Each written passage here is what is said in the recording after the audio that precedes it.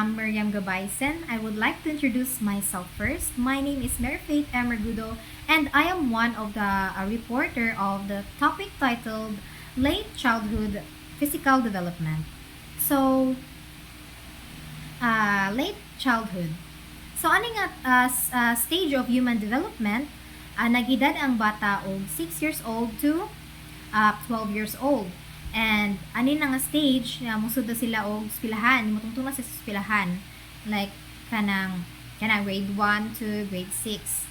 Mo na is kanang mo ni siya nga stage sa bata, late childhood. So, ani pud nga stage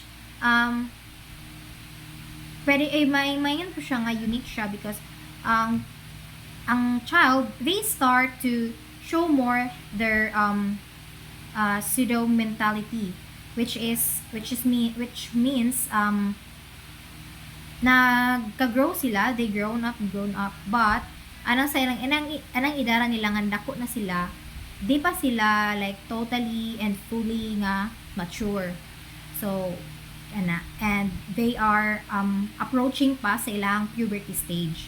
So the ano yung late childhood, ang child is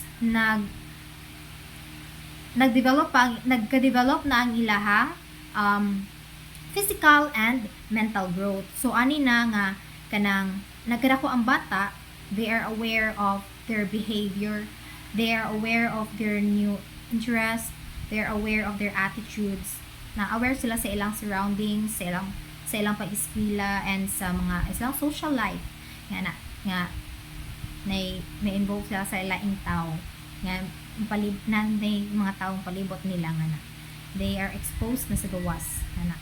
So also this stage called a latency period because kanang aning stage is di pa sila kanang ko na ang mga sexual development.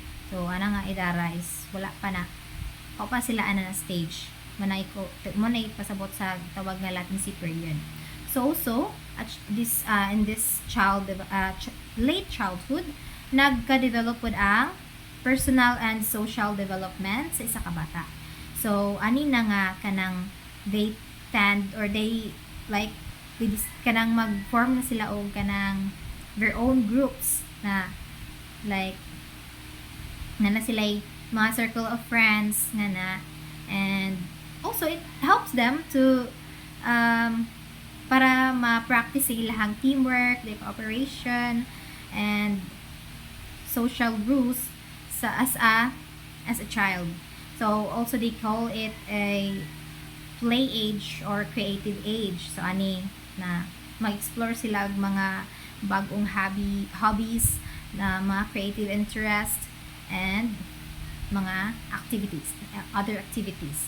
And also, they napoy tawag lang ni ang kanang sa late childhood, ang ginikanan they call it a troublesome age. So ani mga bata is mga pabadlong, like di maminaw, mga garaon pa nga na. So also it's